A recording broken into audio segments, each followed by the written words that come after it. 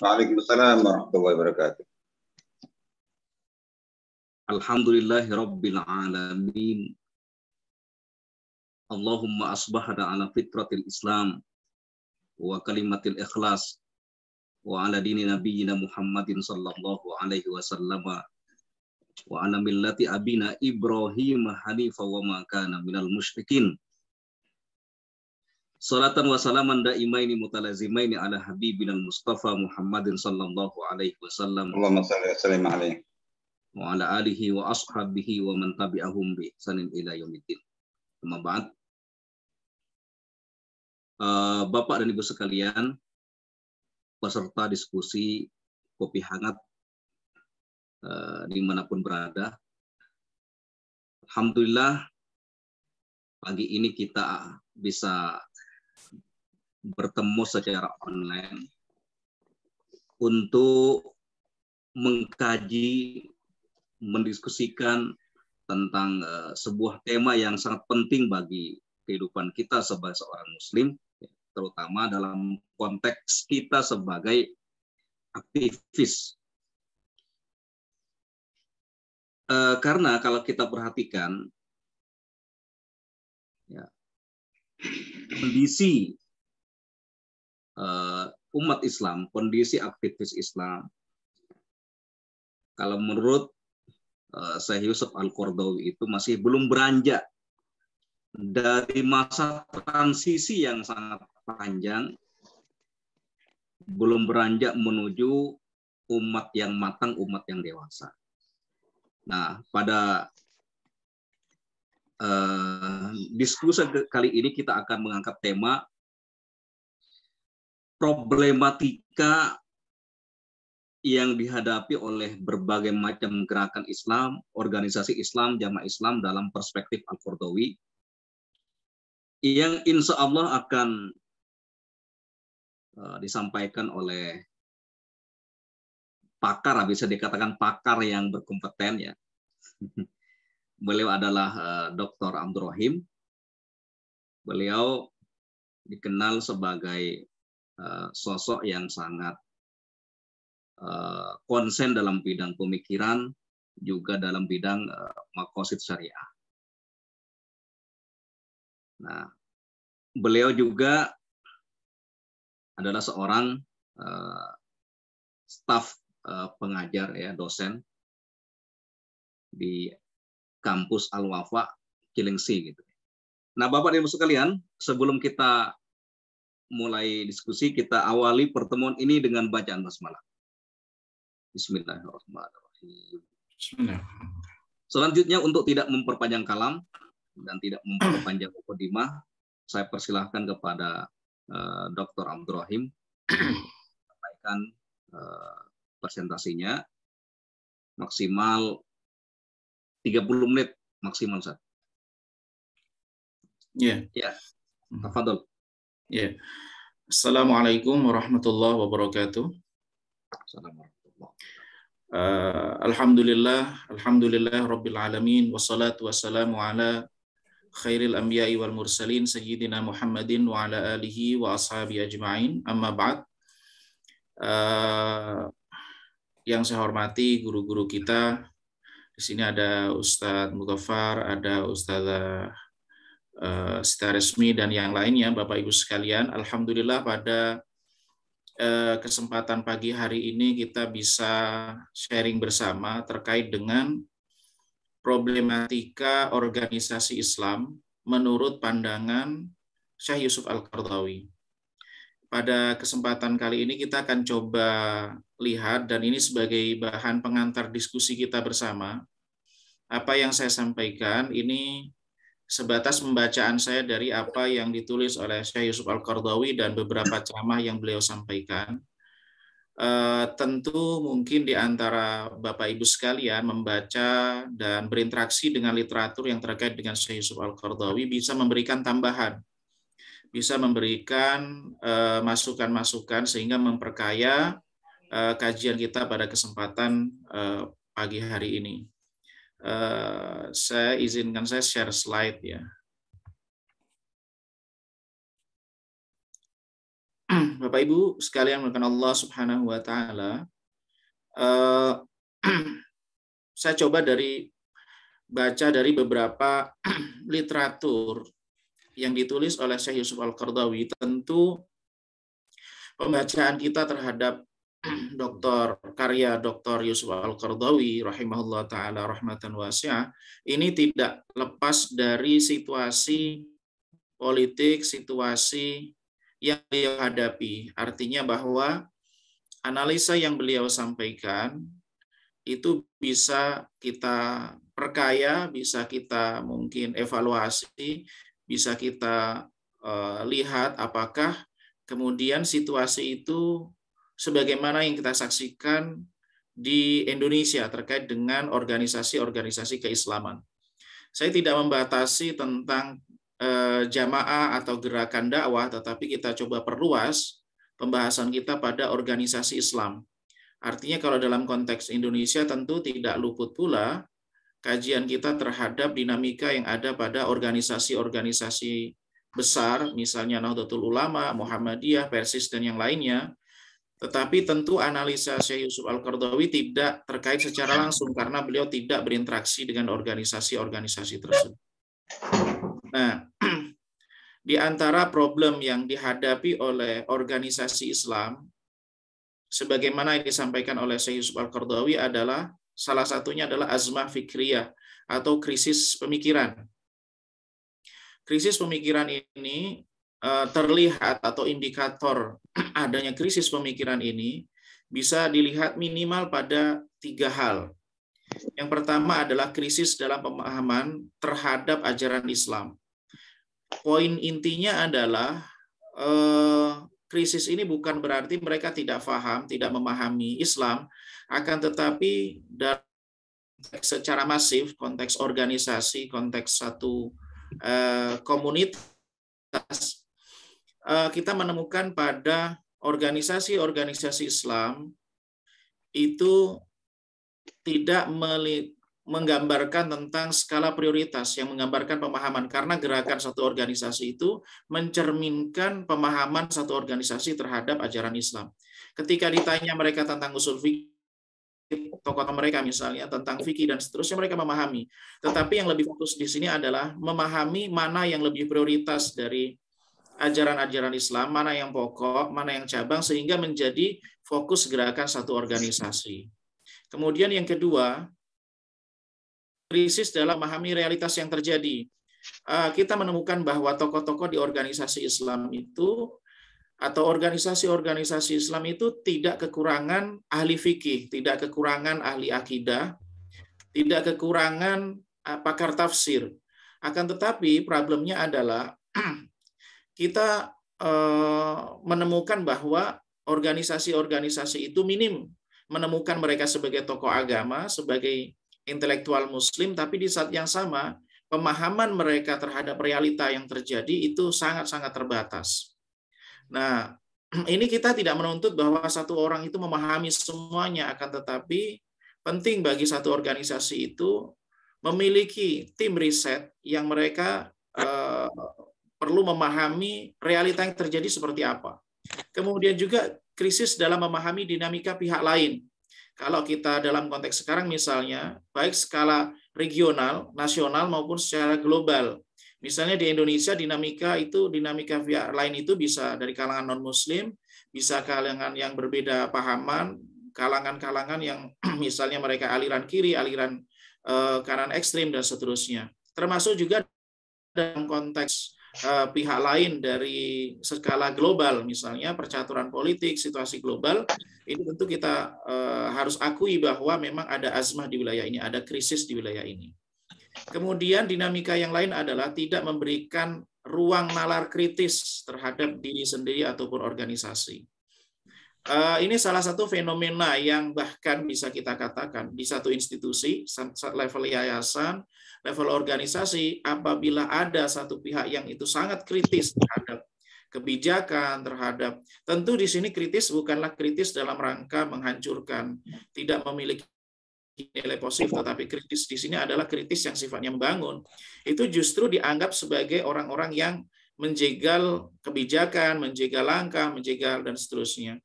Tentu nalar kritis ini harus dibangun berdasar dengan satu iklim komunikasi yang harmonis dan seterusnya. Nah, ini satu krisis yang memang harus kita akui bahwa dha'af an-naqd az-zati, nalar kritis, kritik terhadap internal, cara organisasi, pola organisasi, cara berpikir organisasi, ini satu fenomena yang kita harus akui. Dan bahkan pada organisasi itu ada namanya pola feodal. Feodal itu ada pada organisasi-organisasi besar. Jadi harus berdarah biru dan seterusnya. Kemudian berikutnya adalah terjebak dalam simbol dan penampilan luar, tidak menyentuh pada hal yang substansi. Ini kalau dalam konteks Indonesia, dinamika yang terjadi di antara organisasi-organisasi besar, misalnya antara NU, Muhammadiyah, kemudian Persis, dan seterusnya, kita menemukan bahwa perdebatan-perdebatan, friksi-friksi yang terjadi antar organisasi itu kita temukan terutama di kalangan penyelenggara atau yang masuk dalam organisasi itu adalah hal-hal yang tidak sifatnya substantif, tapi pada hal-hal yang sifatnya simbol. Bahkan kalau kita menemui sekarang, bahkan konflik persoalan simbol ini dimanfaatkan oleh orang-orang tertentu, bahkan dijadikan sebagai sarana untuk konflik antar organisasi. Persoalan jenggot, persoalan celana cingkrang, persoalan maulid tidak maulid, persoalan kunut, persoalan pakai jubah, bahkan dalam pola gerakan kita ini tidak menunjukkan identitas kita sendiri. Ketika misalnya iklim tertentu jubah, maka semuanya pakai jubah. Kalau kemudian iklim semuanya pakai serban hijau, semuanya pakai serban hijau, dan seterusnya. Artinya bahwa kita perlu membuka dialog yang sifatnya substantif antar organisasi. Kemudian mengedepankan sikap emosional dalam menghadapi persoalan daripada sikap rasional dan ilmiah. Ini kalau tema ini saya temukan di beberapa karya Syekh Yusuf Al-Qaradawi, kritiknya organisasi Islam, gerakan-gerakan Islam, jamaah-jamaah Islam, baik itu mulai yang mereka salafi, mulai mereka dari Hizbut Tahrir ataupun jamaah tabligh, termasuk ikhwan. Sikap-sikap yang kebijakan-kebijakan, langkah-langkah strategis yang dibangun atas dasar atifi, atas dasar emosional, itu banyak ditemukan. Indikatornya adalah kebijakan itu tidak diambil dari basis data ilmiah, penokohan tertentu dan seterusnya, tidak berbasis pada data ilmiah. Berlebihan kagum terhadap organisasi sendiri, yang sehingga menutup diri terhadap kritik terhadap organisasi. Misalnya, bahwa organisasi itu sejatinya sudah tidak ada karena sudah tidak ada pergerakan, tidak ada struktur yang real dan seterusnya, tetapi masih dianggap seperti organisasi raksasa. Tergesa-gesa dalam mengambil keputusan. Ketika arus, ya ini fenomena yang kita saksikan ya, arus penokohan tertentu sekarang orang alirnya isunya ke kanan, semuanya pada ke kanan, ke kiri, pada seperti yang dibawa oleh angin, yang isu dibawa oleh isu, bukan menciptakan isu. Persoalannya ini kita temukan tidak adanya data ilmiah. Jadi kita mengatakan si fulan ini sudah populer dan seterusnya. Datanya seperti apa? Ketika pendukungnya seperti apa? Contohnya adalah misalnya yang mungkin kita perlu kritik juga tentang ekstremisme. Sikap-sikap terhadap gerakan yang kita anggap ekstremisme itu sebenarnya datanya seperti apa sih? Sebenarnya dari umat muslim yang ekstrim itu berapa persen datanya? Saya rasa kita tidak memiliki data real yang valid yang bisa dipertanggungjawabkan. Kemudian terjebak dalam persoalan-persoalan cabang dan lalai terhadap perkara-perkara besar dan strategis. Saya rasa kita memahami bahwa persoalan-persoalan dari semenjak zaman tabi'in itu sudah menjadi perdebatan, hari ini masih diperdebatkan. Kita tidak fokus pada perkara-perkara besar dan perkara-perkara strategis. Mohon maaf ya. Misalnya saya ingin melihat masalah ziarah wali itu kan sebenarnya hanya persoalan kecil yang ada di dalam agama ini. Maksudnya adalah hanya hadis kuntu nahaitukum an ziyaratil kubur ala fazuruha. Dulu aku melarang kamu ziarah kubur, sekarang berziarahlah begitu. Tetapi ini seakan-akan menjadi satu tema besar ketika perdebatan masalah ziarah wali dan seterusnya. Yang dijadikan sebagai identitas di Ahlus Sunnah atau bukan Ahlus Sunnah. Identitas misalnya pakai pakaian tertentu. Itu adalah hal-hal yang tidak substantif.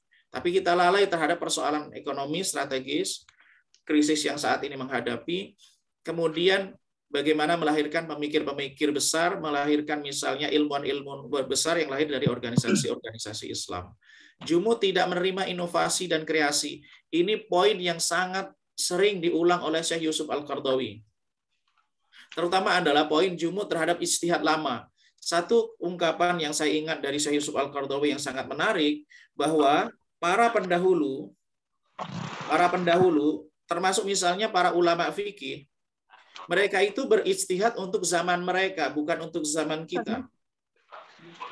Begitu juga para pendiri gerakan, para pendiri organisasi, mereka yang mendesain manhaj, mereka yang mendesain segala macamnya ini, mereka ini kan berijtihad menciptakan inovasi-inovasi di zaman mereka, sistem-sistem yang ada, itu kan untuk menjawab tantangan di zaman mereka. Bahkan untuk saat ini kita melihat pandangan-pandangan Syekh Yusuf Al-Qardawi sendiri sebenarnya adalah ijtihad untuk merespon situasi yang dihadapi oleh Syekh Yusuf Al-Qardawi. Tentu kita sebagai orang yang mengkaji pemikiran beliau, ide beliau, tidak semua ide dan gagasan beliau itu kemudian lantas bisa kita jadikan sebagai acuan dalam konteks kekinian, produk ijtihadnya. Akan tetapi secara manhaj metodologinya saya rasa menarik. Dan ini penting bahwa bagi para yang mengagumi Syekh Yusuf Al-Qardawi, Syekh Yusuf Al-Qardawi itu sangat-sangat terbuka. Beliau sangat anti terhadap kejumutan. Oleh karena itu salah satu ungkapan, mereka itu hidup di zaman mereka, ijtihad untuk mereka. Kita bukan untuk zaman kita, maka kita harus berijtihad, inovasi sesuai dengan tantangan zaman kita, dan generasi setelah kita akan berijtihad, berinovasi sesuai dengan tantangan zaman mereka. Nah, bahkan beliau juga membahas bahwa sebagian besar ulama itu melarang taklid kepada orang yang sudah meninggal, tapi taklidlah atau ittibalah mengikuti orang yang masih hidup. Fas'alu ahla dzikri in kuntum la ta'lamun, bertanyalah kepada orang yang mengerti kalau kalian tidak tahu. Bagaimana mungkin menjawab kalau orang itu sudah meninggal dunia? Tidak membedakan antara tujuan dan sarana. Nah, ini penting juga bagi mereka yang terlibat dalam organisasi bahwa niat kebaikan organisasi itu tujuan, tetapi sarana bagaimana mewujudkan tujuan organisasi itu adalah sarana. Nah, sarana itu berubah, manhaj, metode, bagaimana bernegosiasi, termasuk bentuk politik, pola, dan seterusnya, itu adalah sarana, bukan tujuan. Ini hal yang sangat ditekankan oleh Syekh Yusuf Al-Qardawi bahwa tujuan itu sifatnya tetap, tapi sarana sifatnya adalah berubah-ubah sesuai dengan tantangan masa dan waktu. Kemudian fanatisme dan menutup diri untuk bertoleransi terhadap dinamika pemikiran.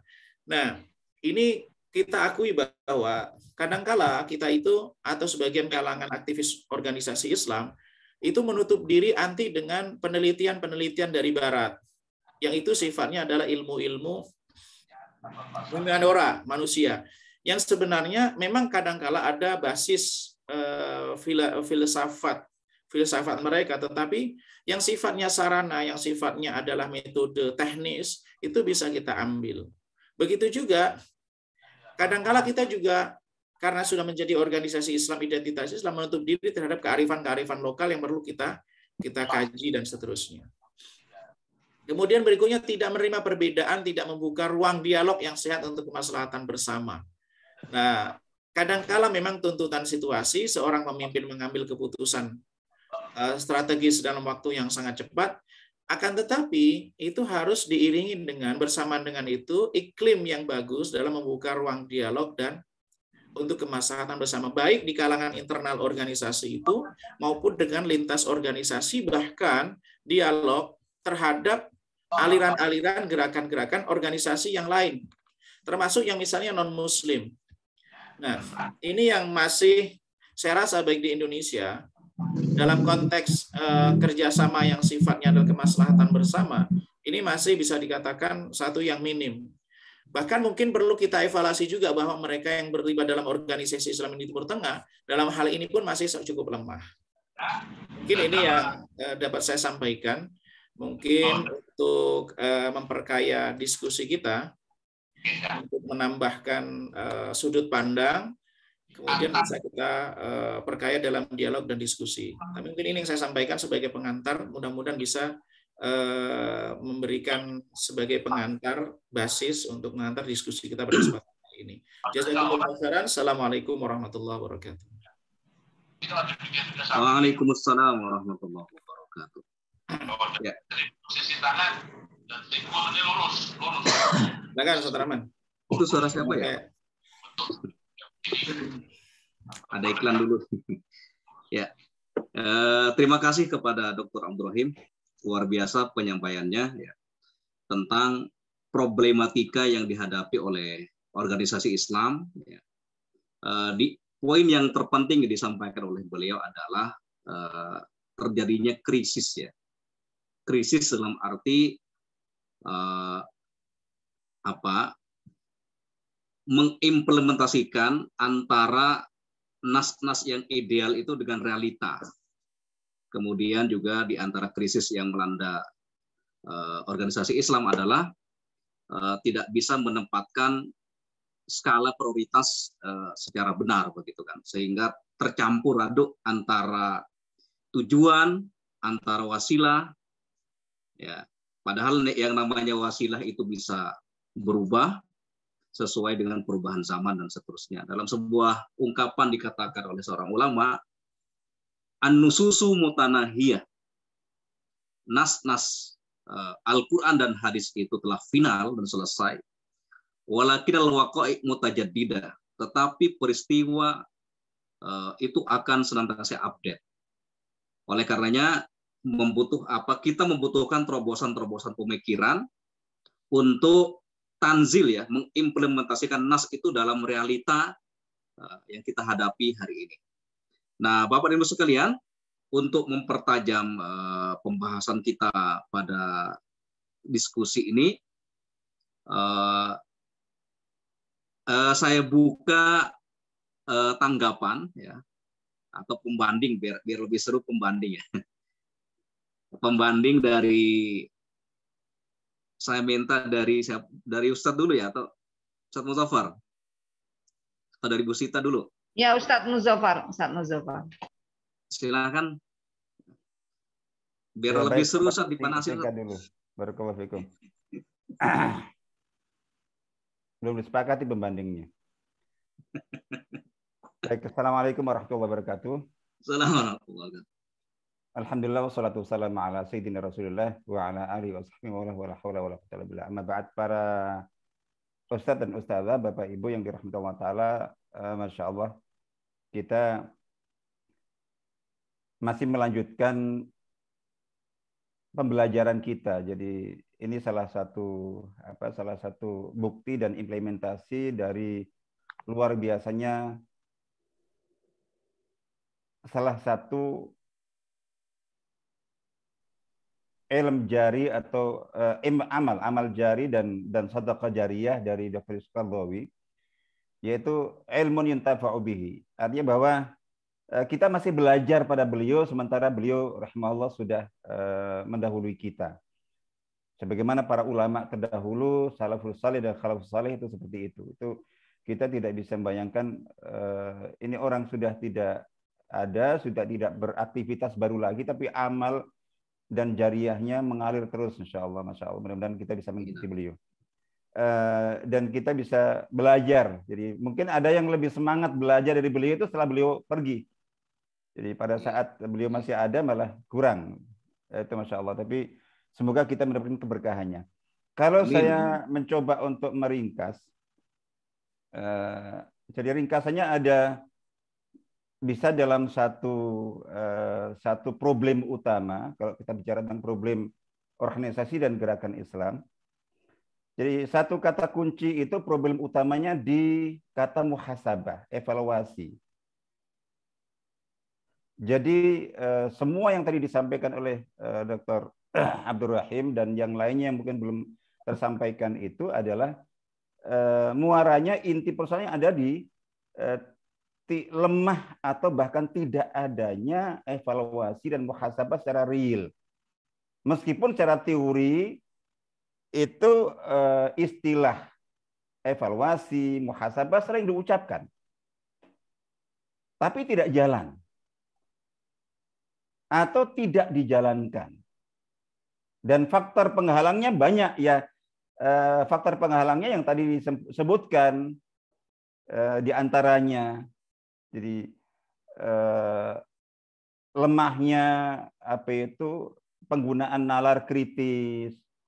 Jadi gitu. Terus kemudian salah dalam memahami dan menerapkan prinsip taat dan fiqh. Jadi gitu tadi bahwa sehingga taat fiqh itu langsung head to head dengan tuntutan penggunaan akal sehat, mengasah logika dan kebutuhan muhasabah. Kritis dikit berarti tidak taat dan fiqh. Kritis dikit tidak taat dan fiqh.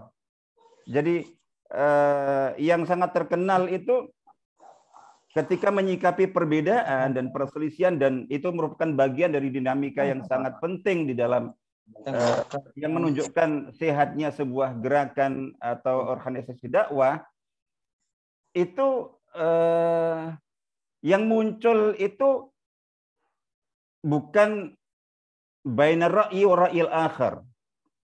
Jadi atau ini adalah merupakan jadi antara satu pendapat yang lainnya, bagaimana kita diskusi, bukan hiwar bainal ara, bainal uqul, bukan diskusi dialog antara akal. Semakin banyak, semakin kaya dan semakin sehat sebuah organisasi. Tapi ketika ada perbedaan, apalagi sudah mengkritisi naqad dakhili dzati, jadi kritik internal, baik terhadap praktek, terhadap pendapat dan pemikiran, apalagi perjalanan sebuah organisasi, itu langsung kemudian diberi judul bainal asalati wal inhiraf. Itu selalu begitu. Mana yang asalah, mana yang orisinil, dan lawan asalah itu adalah penyimpangan. Jadi gitu. Sama yang lainnya mengatakan menyikapi perbedaan itu baina sunnah wal bid'ah. Mana sunnah, mana bid'ah. Itu seperti itu contohnya. Dan banyak yang lainnya. Kalau saya, jadi intinya adalah bahwa ini sebagai tadi pendewasaan pematangan gerakan Islam, implementasikan prinsip muhasabah. Udah mutlak. Jadi gitu. Termasuk bagi para pembaharu berikutnya sudah.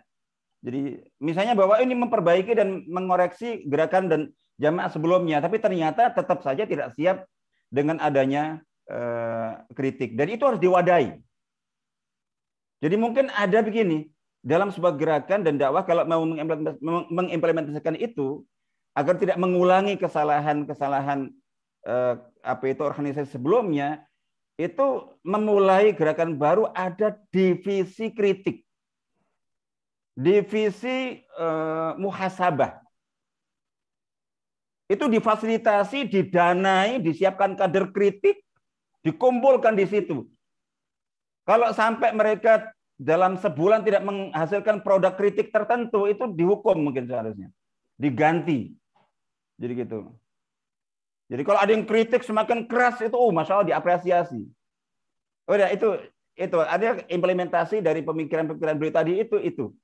Semua yang tadi disampaikan itu penghalang. Semua penghalang terjadinya muhasabah, evaluasi. Makanya saya sering menyampaikan bahwa untuk gerakan Islam saat ini, itu tuntutan muhasabah itu sudah sampai ke level muhasabah syamilah jazriyah.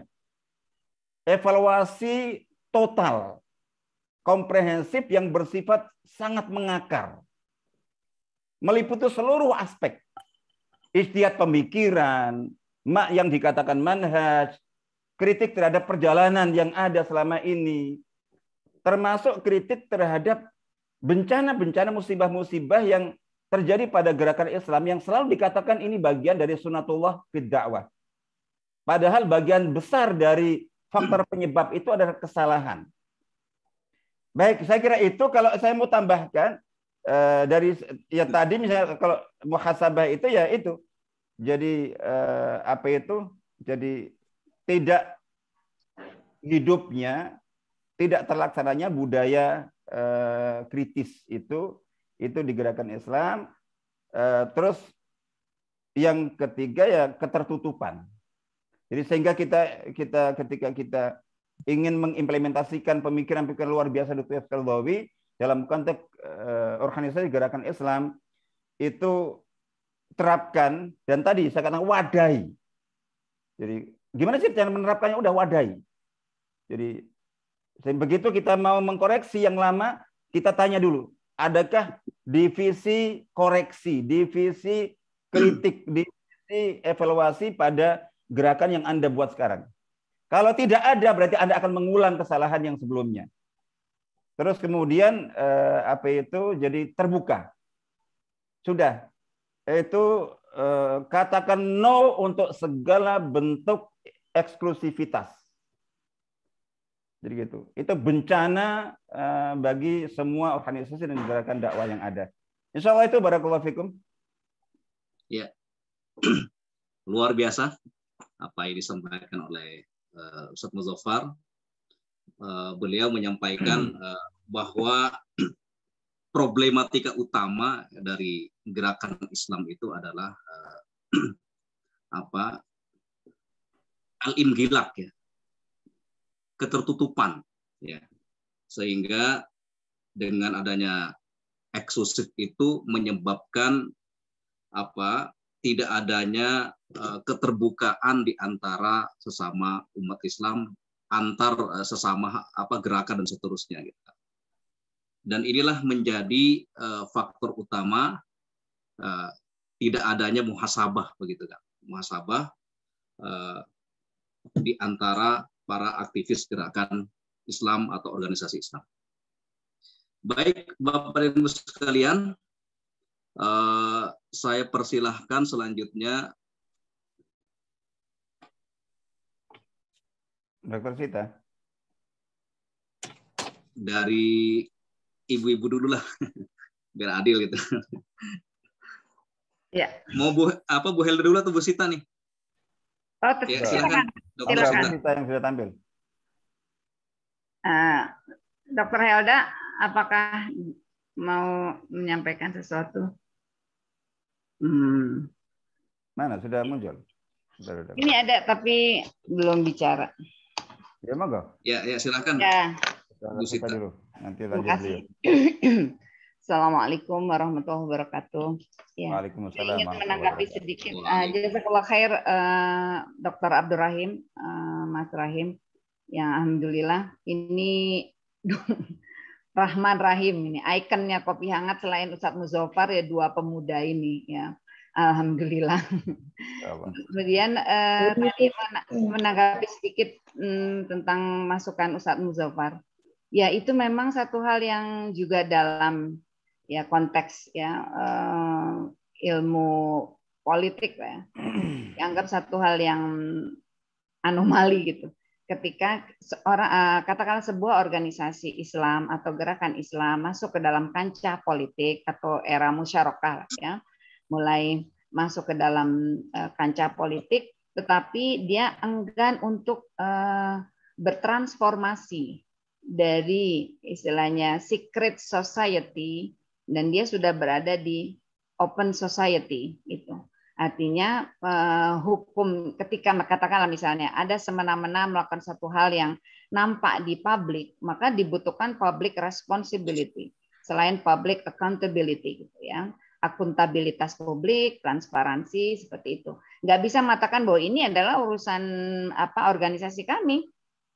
Ini satu hal yang lazim di dalam organisasi kami, gitu. Tapi ketika organisasi ini sudah masuk dalam kancah politik nasional, maka artinya segala sesuatu yang bahkan berkaitan dengan urusan anggotanya sendiri itu sudah masuk ranah yang harus dipertanggungjawabkan secara publik ya, secara terbuka. Itu tadi tentang secret society dan open society yang dimaksud dengan Ustadz Muzaffar dengan ketertutupan. Jadi memang yang nggak bisa seperti itu. Kemudian ingin kembali ke Ustadz Syekh Yusuf Qaradawi, Masya Allah ya. Benar Ustadz Muzaffar, kita masih terus belajar dan insya Allah amal jariahnya ini mengalir terus ke beliau ilmu yang bermanfaat ya. Jadi beliau sebenarnya sudah meletakkan prinsip-prinsip yang kokoh ya, yang membuat insya Allah organisasi Islam itu akan kuat itu, melewati peralihan zaman, perubahan zaman, akan memiliki kelenturan, kemudian ya kelebaman, artinya mampu untuk survive di era manapun, ya insya Allah seperti itu. Dan satu prinsip yang menarik ya, bahwa beliau selalu menggunakan juga prinsip yang kita kenal, tesis, lalu ada antitesis, lalu kemudian bagaimana sintesis, compromising-nya. Jadi Yusuf Qaradawi juga siap untuk dikritisi. Jadi ini adalah konsekuensi dari beliau meletakkan prinsip-prinsip tersebut yang sudah dipaparkan secara gamblang oleh Dr. Abdul Rahim. Contoh ketika beliau memberikan tentang Sunni Syiah, ya takrib. Jadi ada upaya untuk mendekatkan, saya baca bukunya, ya terjemahannya, Sunni Syiah, takrib, upaya mendekatkan sepanjang ada perjanjian Syiah ini tidak menghina-hina para sahabat utama Abu Bakar, ya Umar dan seterusnya, dan seterusnya. Tapi ketika beliau melihat di tataran empirik, ya beliau di Qatar dan kemudian juga beliau melihat sendiri di Suriah apa yang terjadi dengan Syiah Nusairyah, ya Syiah yang ada di Suriah, maka beliau mengatakan bahwa ternyata memang tidak bisa terjadi hal yang beliau gagas itu tentang takrib ya baina Sunni wa Syiah itu. Itu satu contoh saja bahwa beliau itu melakukan satu statement dan kita tahu pasti tujuannya baik, ya. Tujuannya baik. Tapi ketika kemudian ternyata di belakangan di kemudian hari tidak tepat, maka beliau tidak segan-segan untuk ya mungkin kita mengenal qaul qadim, qaul jadid gitu ya. Jadi pernyataan before dia melihat di tataran empiris dan kemudian pendapat beliau setelah melihat sendiri di tataran empiris, prakteknya seperti itu.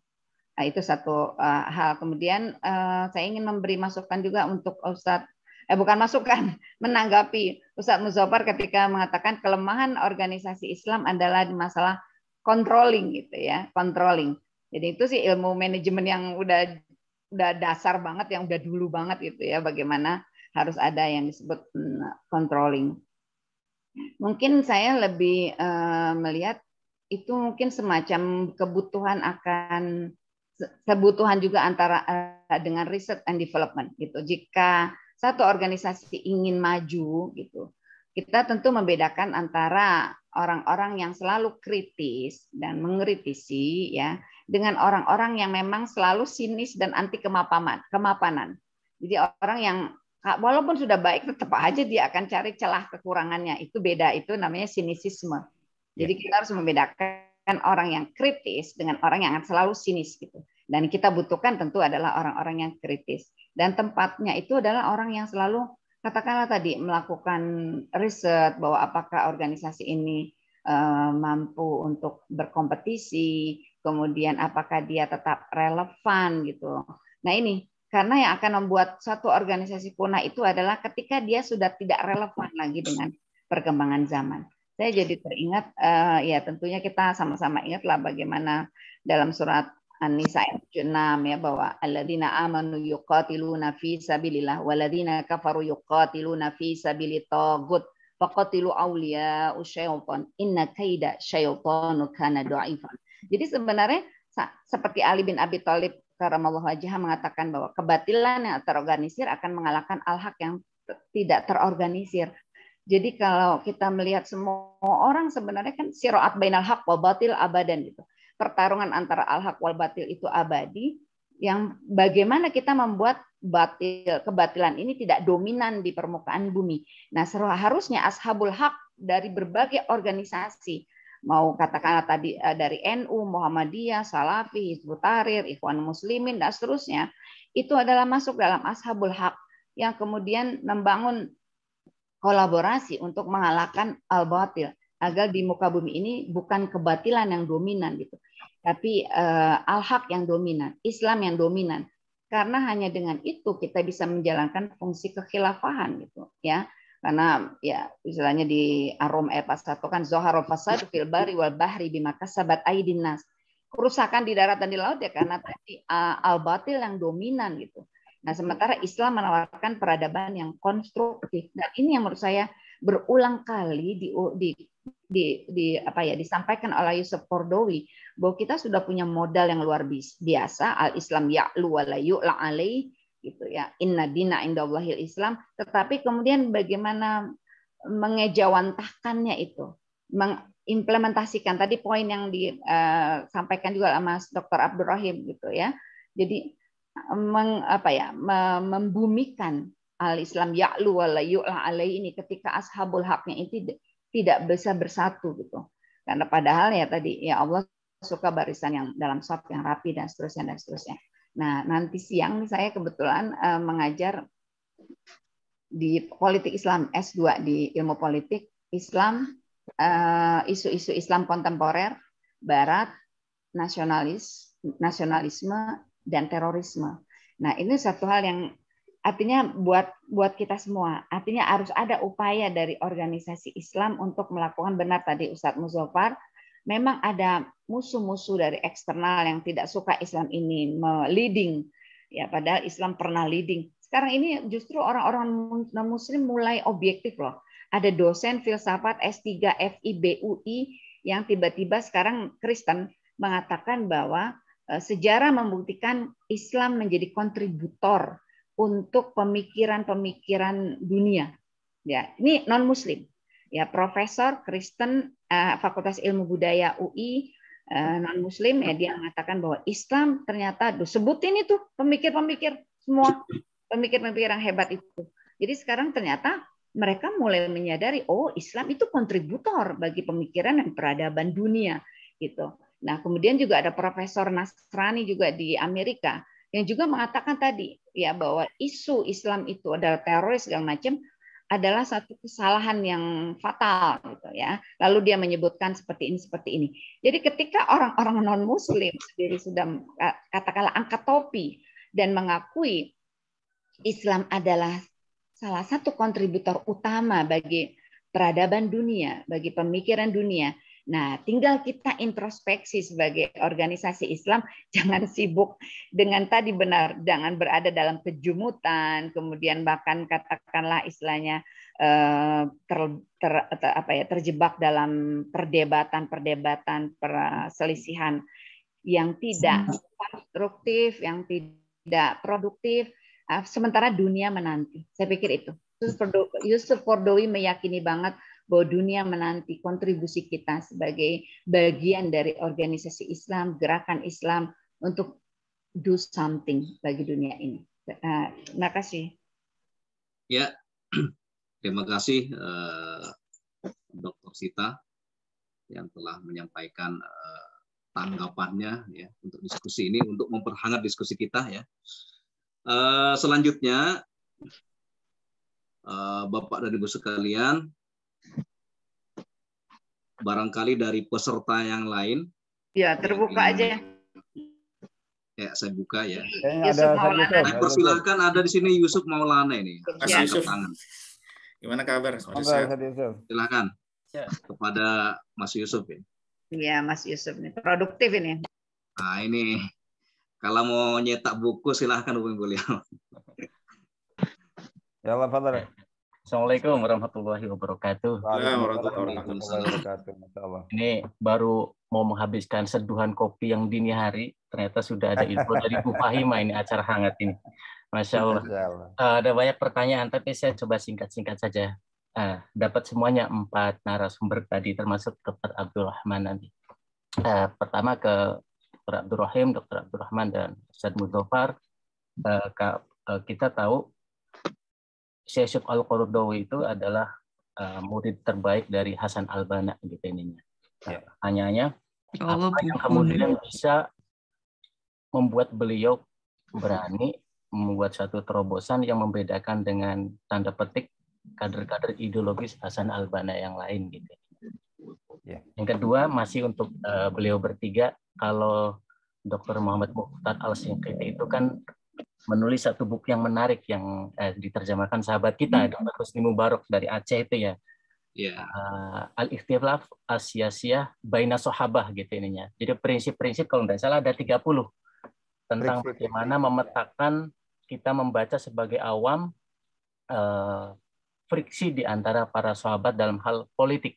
Nah, saya berharap beliau bertiga ditambah Dr. Sita Resmi ini membuat prinsip-prinsip Al-Qaradawi manhajnya itu dalam konteks Indonesia dengan cara yang memudahkan.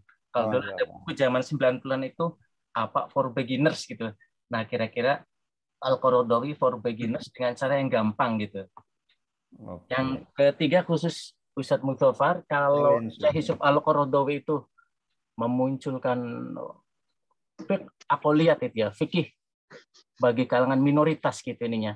Kira-kira bisa nggak, walaupun konteks beliau itu Eropa ya ininya, bisa nggak katakan diterapkan di Indonesia, karena secara Islam kafah, Islam yang religius itu sebetulnya kita itu minoritas, katakanlah begitu kalau menggunakan statement para peneliti atau pengamat.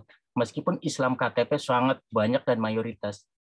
Nah, bisakah model-model ijtihad ala beliau melahirkan fiqh aqliyat itu ya, fiqh minoritas, sehingga agak lebih lentur, yang sempat menarik beberapa kalangan seperti Zuhairi Misrawi, misalnya Imdadun Rahmat, dan nama-nama yang lain untuk mengakses, menghasanai pemilikan Syekh Yusuf Al-Qaradawi sekira sampai tahun 2005-an lah.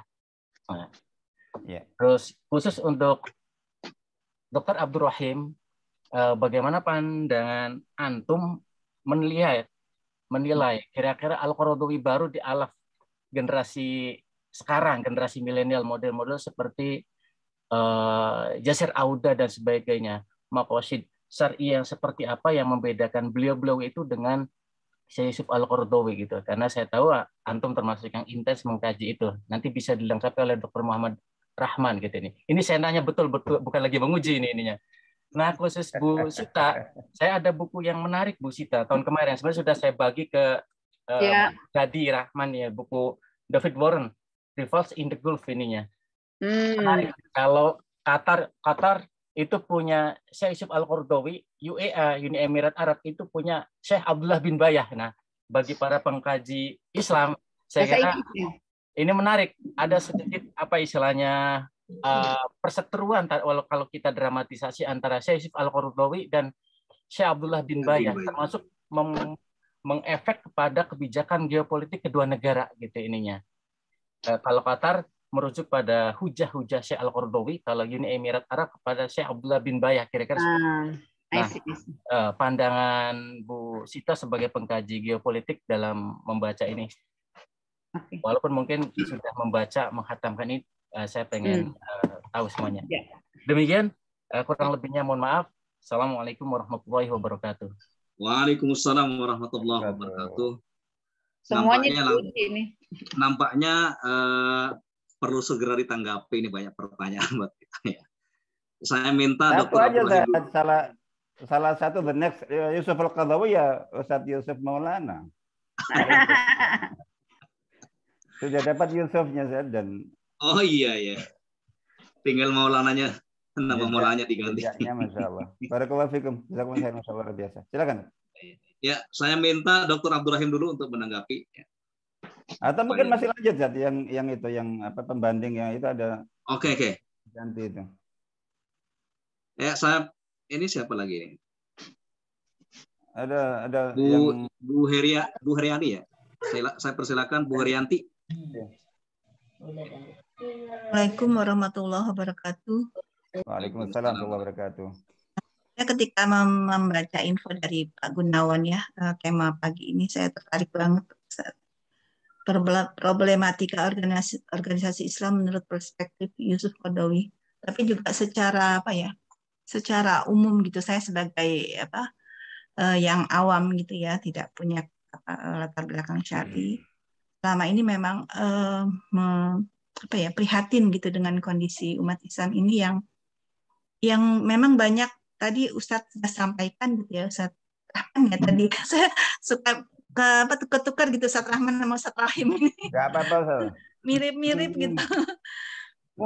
Ya, maksudnya kondisi yang saya sampaikan itu memang iya jumud gitu kan, terus tertutup segala macam, karena kita lihat saya dengan usia yang hampir 60 ini sejak kecil sampai sekarang itu sudah mengalami perubahan yang sangat cepat gitu ya. Yang dulu kita cuman TV hitam putih, sekarang ini kan bisa dengan tangan kita bisa, bahkan mungkin nanti ke depan juga lebih canggih lagi gitu. Sementara ajaran-ajaran Islam itu tidak berkembang pesat seperti itu gitu lewat media atau apa gitu ya. Jadi saya lihat memang masih di kulit-kulitnya gitu, misalnya penampilan gitu kan, sampai orang kerudung harus begini, kaki celana harus begini, harus jenggot harus apa. Jadi lebih memikirkan penampilan sementara gitu, urusan politik kita sangat selalu ikut gitu, arus arus yang muncul kita ikuti gitu. Jadi memang dan juga organisasinya juga kurang kurang cepat gitu, kurang responsif gitu dengan perkembangan zaman itu. Jadi memang sangat prihatin Ustadz. Jadi saya berpikir gitu, bagaimana caranya gitu ya kita akan maju, kita akan menjadi rujukan gitu ya, menjadi panutan, menjadi harapan gitu ya dari yang lain-lain kalau kondisi kita seperti ini gitu. Ya alhamdulillah ya, saya berharap kajian-kajian ini akan rutin gitu ya, untuk membuka wawasan berpikir kita, dan saya juga berharap Ustadz, termasuk Ustadz Muzaffar gitu, supaya para ulama-ulama kita ini juga punya pemikiran yang progresif gitu ya. Karena ya kasihan umat kita gitu loh.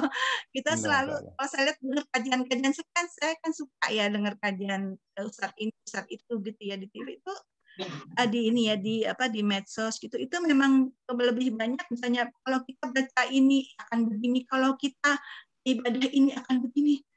Tapi yang intinya sendiri tidak tertangkap gitu oleh mayoritas umat muslim. Jadi mereka cari yang istilahnya yang tepi-tepinya gitu, sementara yang arus utamanya itu mereka tidak paham gitu. Makanya kita walaupun ya misalnya banyak pakai kerudung, banyak penampilannya Islamis segala macam, tapi belum tentu pemikirannya ininya ya seperti yang diharapkan gitu ya, Muslim yang seharusnya gitu Ustadz. Mungkin saya cuman sekedar ini ya cuman menyampaikan unek-unek saya aja Ustadz ya. Selama ini memang itu yang jadi pemikiran, kesedihan gitu, keprihatinan dengan kondisi umat sekarang. Jazakallah khair. Assalamualaikum warahmatullahi wabarakatuh. Waalaikumsalam warahmatullahi wabarakatuh. Terima kasih. Kesedihan yang berpahala, Ustaz. Insyaallah. Terima kasih Bu Rianti atas masukannya ya. Unek-uneknya dan seterusnya ya. Selanjutnya ya saya ini minta, kita perlu mendengar ini Ustaz. Gimana? Ini suara dari Kalimantan ini Ustaz Miswan. Pulau terbesar ini baru. Nanti sesi enggak. Kayaknya perlu. Jazakumullah khairan katsiran. Assalamualaikum warahmatullahi wabarakatuh. Waalaikumsalam warahmatullahi wabarakatuh. Waalaikumsalam. Fansad Rahman dan Ustaz Muzaffar ya. Anda lebih banyak harus lebih banyak belajar Ustaz. Jadi banyak sekali hal-hal baru yang pagi ini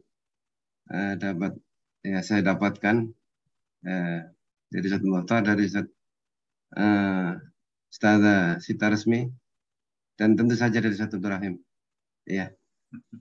Ya, namun ada ya sisi yang ingin saya dapatkan lebih dalam lagi terkait dengan bagaimana organisasi-organisasi Islam ini betul-betul bisa efektif, yang istilahnya Sita Resmi tadi relevan itu. Ya, yang jelas dunia sedang berubah dengan sangat cepat, tetapi ya mohon maaf saja organisasi-organisasi Islam masih terlalu lambat ya merespon perubahan, dan inilah PR yang saya lihat sangat-sangat berat yang harus kita lakukan itu. Nah, kata kunci yang tadi saya temukan dari Ustaz Muzaffar tentang bagaimana kita berpikir terbuka. Organisasi itu adalah kumpulan orang-orang, dan orang-orang itu adalah pikirannya. ketika cara berpikir kita masih tertutup, cenderung tertutup, maka sampai kapanpun kita akan selalu tertinggal. Ya. Dan ketika kita tertinggal, otomatis kita menjadi objek, dan bukan saja objek yang numpang kebaikan, tapi justru menjadi objek penderita yang mendapatkan residu-residu dari perubahan-perubahan itu. Dan inilah yang mungkin ingin kita dalam lagi. Bagaimana kita mengubah cara berpikir kita menjadi lebih terbuka, open mind. Kan Allah Subhanahu wa taala itu sudah jauh-jauh mengingatkan kita tentang sifat ulul albab, yaitu alladzina yastami'una al-qawla fayattabi'una ahsana. Nah, yastami'unanya tidak maksimal karena dibatasi perasaan kita lebih baik, perasaan kita lebih dan sebagainya. Mungkin ini lebih kepada bagaimana kita bisa belajar berpikir terbuka di era yang seperti ini. Itu aja yang ingin Anda pesan. Afan bukan masukan, tetapi ingin memperdalam persoalan-persoalan ini. Jazakumullah khairan katsiran. Assalamualaikum warahmatullahi wabarakatuh. Waalaikumsalam warahmatullahi wabarakatuh. Mungkin tagarnya itu berharakah no baper. Berharakah no baper, saudara. Iya. Terima kasih tanggapannya Ustadz Meswan ya, yang lagi di Samarinda, yang luar biasa ini. Kita bisa bertemu secara online ya. Masya Allah. Alhamdulillah, barakallah. Barakahnya. Ya, sebelum narasumber dan ustadz-ustadz yang lain memberikan tanggapan pada pertanyaan Mas Yusuf Maulana, ya, saya persilahkan Busri Wahyuni yang sudah angkat tangan. Nah, ini Pak Khairul Hadi baru muncul nih, Pak Khairul Hadi. Ada. Silakan Ya, Busri. baru turun gunung, baru turun masjid, Afwan. Masjidnya tinggi, Ustaz. Lantai. Silakan Busri. Ya, bismillahirrahmanirrahim. Assalamualaikum warahmatullahi wabarakatuh. Waalaikumsalam warahmatullahi wabarakatuh. Ini materinya menarik sekali sehingga saya yang berusaha untuk menjadi pendengar yang baik saja akhirnya ingin bicara juga, Ustaz. Jadi mungkin yang ingin saya sampaikan apa yang saya rasakan selama ya mungkin hampir 30 tahun ya kita berinteraksi gitu. Jadi mungkin ada beberapa kendala yang saya rasakan pribadi ya mungkin sangat personal sifatnya. Jadi ketika kita banyak untuk melakukan apa yang dikatakan Mas Muzafar tadi bahwa ada ruang kalau perlu ada divisi untuk mengkritisi yang kerjaannya memang itu gitu ya. Adalah pertama saya ingat ada kaidah fikih ya mungkin itu bahwa jangan bertanya pada sesuatu yang belum terjadi. Ya. Sehingga itu memang menjadi penghalang kami yang di tingkat operasional untuk ya udah jalani dulu aja. Nanti kalau salah ada yang negur gitu. Sehingga memang kita berjalan sering tanpa manhaj. Padahal kita mendengung-dengungkan manhaj itu yang pertama gitu. Kemudian yang kedua yang juga saya rasakan adalah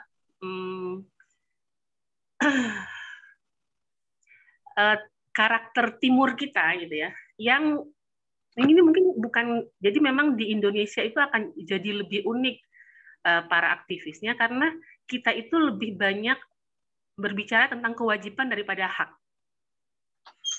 Ya. Di 1420 yang buku-buku yang kita dapatkan dulu gitu ya. Itu kan sebenarnya ada hak dan kewajiban gitu.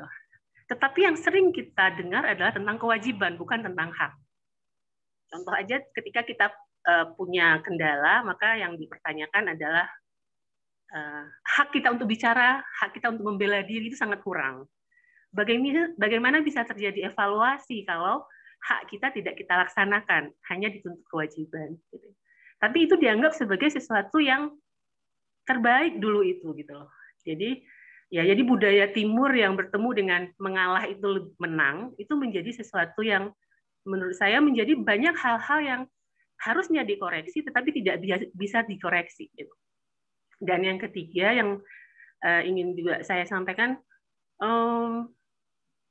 ini mungkin saya sampaikan ke Dr. Sita di pertemuan kita yang sebulan yang lalu ya, saya japri Bu Sita, itu hal yang paling mengagetkan saya ketika mengetahui bahwa ternyata secara manhaj kita baru berada di marotib yang kedua yang sudah selesai gitu. Sedangkan yang jangankan siasinya, sakbiyahnya aja sebenarnya belum tertata dengan baik, dan itu diakui oleh para pembuat manhajnya waktu itu gitu. Nah, ini 3 hal yang menurut saya menjadi tanggung jawab, apa bukan tanggung jawab ya, ini kendala kami ini yang di pelaksana ya, yang menjadi ya cukup mengagetkan gitu.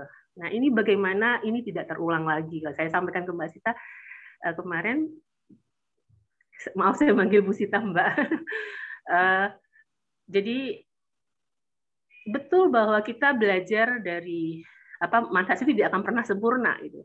Tetapi kalau kita berjalan tanpa planning, ya seperti ini jadinya gitu. Itu saja mungkin yang saya rasakan ya. Jadi hari-hari ini menjadi hari-hari saya memang ya seperti Bu Uni Heri ya, Bu Heri itu banyak hal yang kita kok bisa kita begini gitu. Nah, ini jangan sampai diteruskan ya. Jangan sampai kita turunkan ke generasi kita, dan memang kita harus merubah ini cara pola kerja kita selama ini menjadi lebih baik, sehingga memang al-Islam ya'lu wa la yu'la ya, kata-kata yang saya dapatkan dari pertemuan Bu Sita di awal-awal dulu, itu betul-betul bukan hanya di lisan gitu, tapi betul-betul di amalan kita gitu. Itu saja. Terima kasih Pak Rahman. Ya, terima kasih Bu Sri ya, yang telah menyampaikan masukan-masukannya yang luar biasa ya, agar kita ini belajar dari pengalaman ya, dan dari pengalaman itu kita bisa melakukan terobosan-terobosan yang relevan sesuai dengan zaman kita, kira-kira begitu ya. Oke, belum ada yang angkat tangan lagi, saya persilahkan kepada pertama kepada narasumber ya, Dr. Abdul Rahim, untuk menyampaikan menanggapi pertanyaan dari Mas Yusuf yang jauh-jauh dari Jogja itu. Silakan. Ya. Insya Allah pertanyaan-pertanyaan ataupun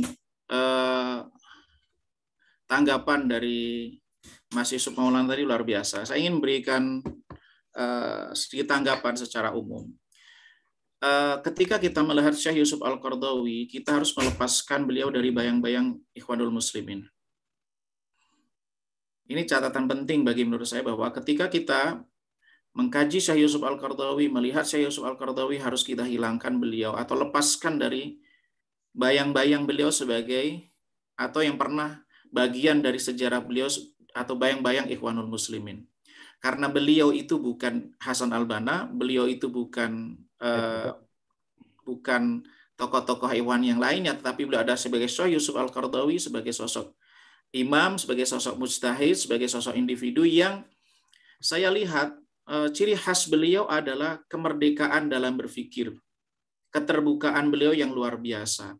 Dalam diri beliau ada paduan Syatibi, ada paduan Ibnu Qayyim, ada paduan Ibnu Taimiyah, juga Madaris Al-Azhar. Justru kalau saya melihat bahwa Syekh Yusuf Al-Qaradawi ini sangat menonjol madrasah Al-Azharnya, yang di masa-masa kayak Syekh Shaltut, kemudian juga beliau banyak dipengaruhi oleh Rashid Ridha dan Muhammad Abduh, yang itu justru kalau kita telisik dari pola-pola beliau dalam melihat masalah, itu sangat-sangat kental sosok, terutama dalam kajian fikihnya ya, dari kajian fikihnya, kajian istihad beliau dalam berfikirnya, memang dari semangat dakwah tentang konsep kerja kolektif itu beliau mengambil banyak ide, gagasan pengaruh oleh ketika berinteraksi dengan Ikhwanul Muslimin. Tetapi beliau ini adalah sebagai umat, sosok individu yang menjadi imam, yang menjadi, karena beliau memiliki metodologi yang berbeda dengan metodologi yang dibawa oleh IM secara tanzim, secara organisasi sebagai satu muassasah. Maka harus kita lihat, beliau memiliki metodologi, beliau memiliki murid yang itu tidak berafiliasi dengan Ikhwan. Dan beliau juga memiliki cara pandang gagasan-gagasan yang itu justru juga menjadi kritik terhadap Ikhwan.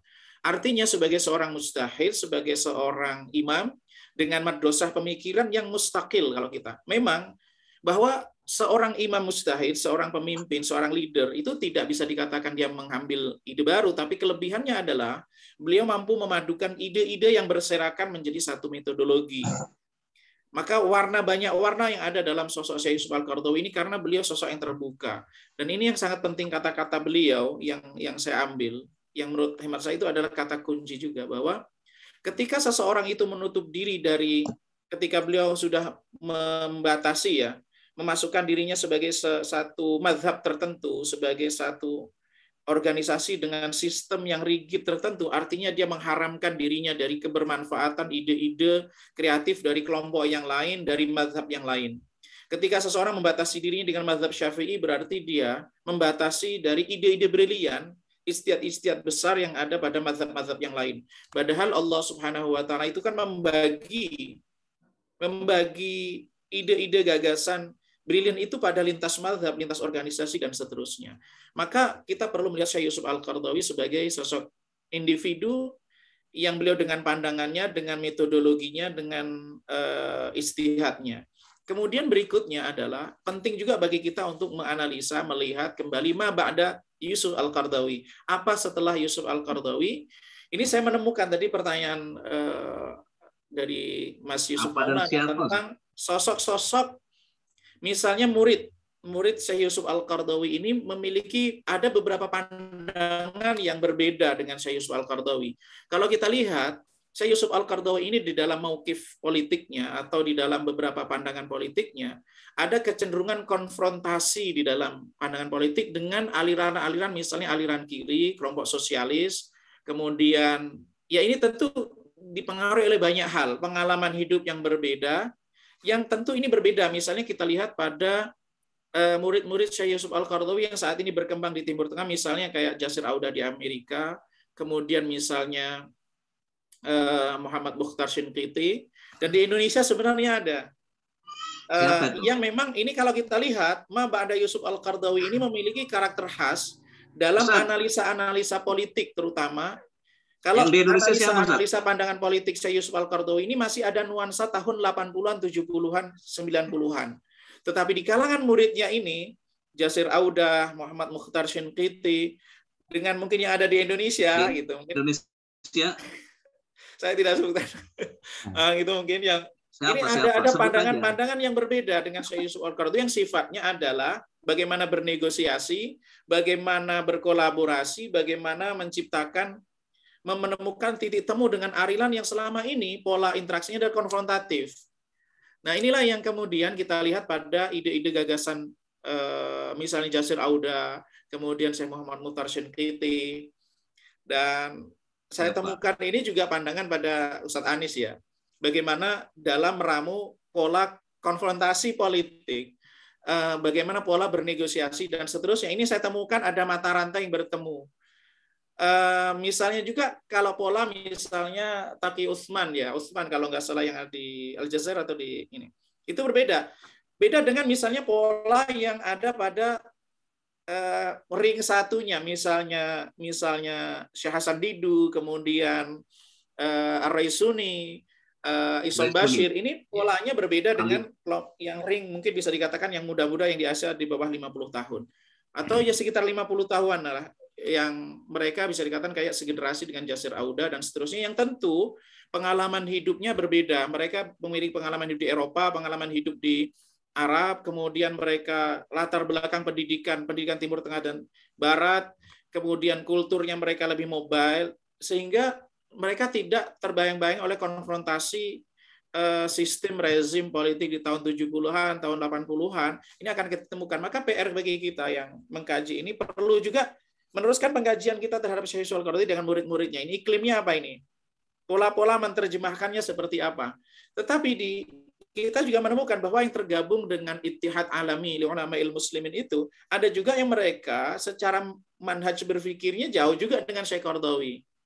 Kita temukan di antara mereka. Memang mereka satu ide gagasan bahwa dakwahnya satu ide dan seterusnya. Tetapi dalam misalnya bagaimana interaksi dengan non-muslim, bagaimana interaksi dengan gerakan-gerakan yang berbeda, bagaimana mengelola dinamika politik dan seterusnya, itu masih pola tahun 70-an, 80-an. Yang itu berbeda dengan generasi-generasi yang memang perlu menjadi PR kita untuk mengkaji bersama. Kemudian juga ini ada aliran juga, mungkin bahwa ada aliran Emirat, aliran ini misalnya gerakan Syekh Abdullah bin Bayyah, ini kan beliau sebelumnya kan juga seorang pejabat yang mantan menteri ya kalau nggak salah di Mauritania. Ketika bergabung dengan Syekh Yusuf Al-Qaradawi itu, memang dia sudah menjadi satu sosok, menjadi tokoh yang punya pengalaman birokrasi dan seterusnya.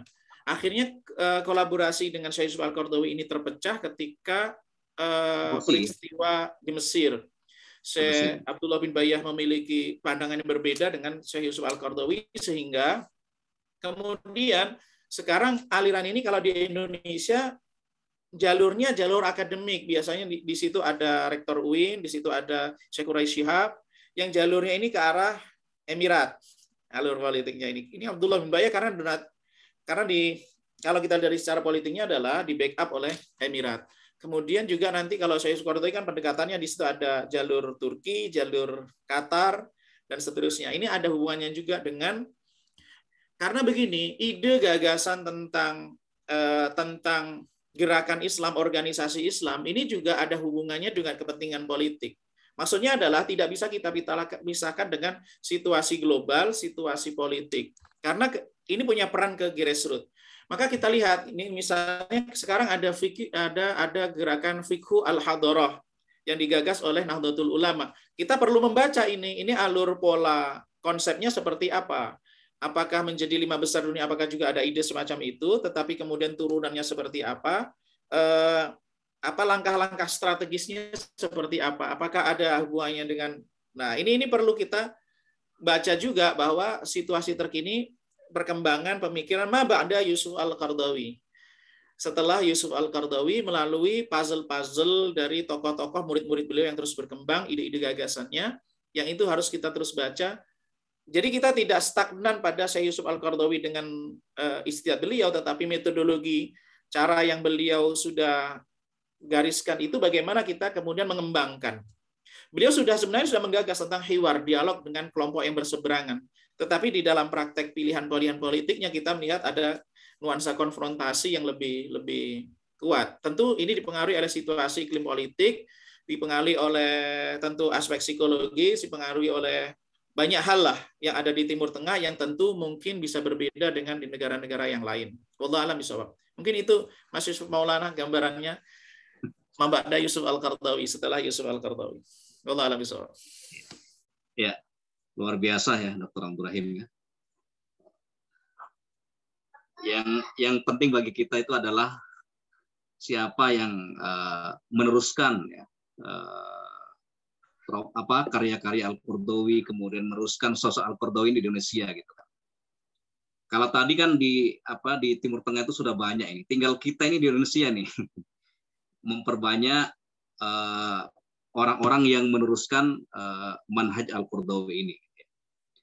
Selanjutnya banyak ya. Banyak. Selanjutnya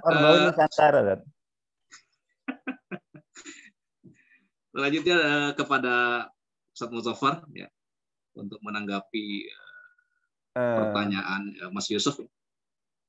Ustaz Yusuf nggak tanya itu. Memberi bahan untuk kita diskusi berikutnya, insyaallah. Iya, barakallahu fikum. Dua poin ya, masih melanjutkan yang tadi disampaikan oleh Dr. Abdul Rahim tentang man ba'da Al-Qaradawi. Jadi pertanyaannya memang betul tepat. Jadi kita bicara tentang penerus. Jangan bicara tentang pengganti, apalagi fotokopi. Jadi sempat kita pada 2 pekan yang lalu berbicara tentang beliau itu siapa kira-kira yang memiliki kompetensi, ilmu, wawasan seperti itu. Sepertinya kita sedang mencari fotokopi untuk zaman sekarang. Itu jangan. Kita sudah sepakat bahwa likulli asrin rijaluhu, likulli marhalatin rijaluha. Jadi Allah Ta'ala itu sudah menyiapkan untuk setiap zaman, setiap era, setiap periode itu tokohnya, termasuk mujaddidnya, terus mujtahidnya. Nah, ketika sang tokoh itu dipanggil oleh Allah Ta'ala, itu artinya jatah peran untuk beliau, di mana beliau ditampilkan, diadakan Allah untuk zamannya itu sudah usai. Kasarnya, kalau beliau sudah optimal dan seperti contoh para mujtahid dan mujaddid seperti As-Qardawi, sebelumnya para ulama-ulama yang mujaddidin mu'asirin itu ketika jadi ajal beliau datang, sering saya katakan itu ini bukan memang jatah ajalnya sudah habis atau jatah rizkinya sudah habis, tapi juga jatah peran. Itu sudah habis. Bahkan untuk para ulama seperti Yusuf Qardawi, itu kadang saya berpikir jangan-jangan malah sudah kelebihan. Beliau sudah menghandle sebagian dari tanggung jawab yang seharusnya bagian kita. Nah, artinya bahwa itu sudah selesai. Jadi gitu. Jangan berpikir untuk mencari tokoh yang seperti beliau. Termasuk juga jangan kita berpikir untuk mencari Qardawi yang di Qatar, yang di Emirat, yang di Saudi, yang di Kuwait, yang di Amerika, untuk di Indonesia nggak akan cocok. Jadi gitu. Allah akan menyiapkan itu, tapi ya penerusnya bahwa belajar dari beliau, iya. Insya Allah itu. Jadi bahwa itu pasti ilmunya terus kita gali, kita kembangkan. Tapi jangan pernah mencari untuk fotokopi, mencari yang mirip dengan beliau, mencari yang ini itu beliau. Itu nggak akan ada. Jadi jangan-jangan kalau beliau dihidupkan kembali, kemudian didudukkan di Jakarta, itu tidak berfungsi malah. Ilmunya kebanyakan. Jadi gitu. Di Indonesia tidak butuh ulama mujtahid. Jadi cukup menguasai Sahih Bukhari, Sahih Muslim itu kalau memang betul-betul didukung, di backup itu selesai problematika Indonesia semuanya. Jadi nganggur itu Imam Syafi'i kalau sekarang ada di Indonesia. Ekstrimnya begitu ibaratnya. Itu untuk zamannya. Tapi ilmunya, nah itu mari kita kembangkan, mari kita inikan. Insya Allah begitu. Secara umum begitu insya Allah. Jadi, dan itu pasti ada insya Allah. Dan mudah-mudahan di antara kita juga ada di situ. Baik, terkait dengan tadi Ustadz Yusuf Maulana nyinggung tentang fiqhul aqaliyat ya. Jadi fikih umat Islam minoritas yang beliau tulis. Apakah juga cocok dan relevan untuk di Indonesia? Prinsip dasarnya itu kita kan beliau tidak setuju untuk kita taklid kepada beliau, sebagaimana beliau tidak taklid kepada yang lainnya. Jadi tapi beliau membawa manhaj, membawa pola pikir, membawa metodologi. Jadi ketika beliau memberikan atau menyampaikan fatwa-fatwa untuk aqaliyah, untuk minoritas di Eropa, di Amerika, semacam itu, ya apakah itu bisa kemudian kita juga terapkan di Indonesia untuk metodologinya, untuk manhajnya, untuk itijahnya, iya. Salah satunya itijah taisiri. Jadi orientasi dan pola pikir dan fatwa yang lebih cenderung kepada memudahkan, bukan memudah-mudahkan. Jadi tentu memudahkan secara sesuai dengan sesuai dengan ini ya, sesuai dengan kaidah ya. Jadi bukan tasyaddudi atau tasdidi begitu. Nah, untuk produk fatwanya ya tentu kita perlu baca. Jelas ada di antara yang beliau fatwakan untuk aqaliyah, untuk minoritas di Eropa, Amerika, itu bisa. Tapi mungkin ada yang tidak. Jadi kita perlu ketika dasar fatwa yang beliau keluarkan itu kondisi situasi yang ternyata di Indonesia pun meskipun secara kuantitas itu mayoritas umat Islamnya, jadi gitu. Itu tapi secara untuk penerapan hukum, penerapan fatwa itu ternyata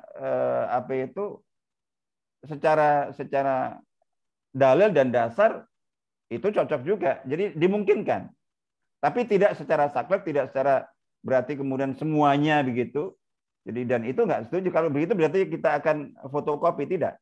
Tapi manhajnya seperti itu insya Allah.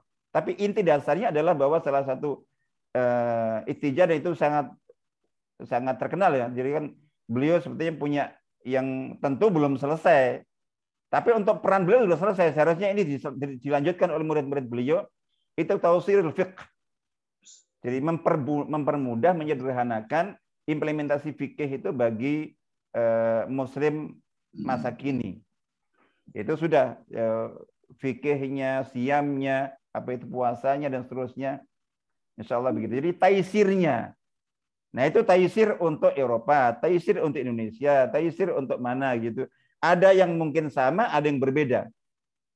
Seperti juga ketika kita belajar mengambil pelajaran dari pengalaman negara-negara lain, gerakan-gerakan lain, itu kan jangan pernah kita mencomot begitu saja secara tekstual. Jadi ketika kita mau belajar dari Erdogan, dari AKP untuk Indonesia, itu pelajari juga itu kultur masyarakat sana, kondisi di sana, jangan comot begitu saja. Jadi gitu. Nah baru kita simpulkan. Jadi karena beda kultur, beda watak dan tabiat masyarakatnya, jadi beda mentalitasnya. Jadi kalau kemenangan Erdogan itu, beliau memiliki rakyat bangsa yang mentalitasnya mentalitas pemimpin, mentalitas khalifah. Kita sampai saat ini itu merdeka negaranya, tapi mentalitas bangsa terjajah masih terbawa. Sampai betul saat banget ini. Itu. Betul banget. Sampai saat ini. Makanya sekarang ini, TikTok itu paling, jangan-jangan paling marak di Indonesia, itu karena cocok dengan mentalitas bangsa Indonesia. Yang viral diikuti semuanya. Jadi, udah, mana yang viral ikuti semuanya, ditiru semuanya. Udah itu.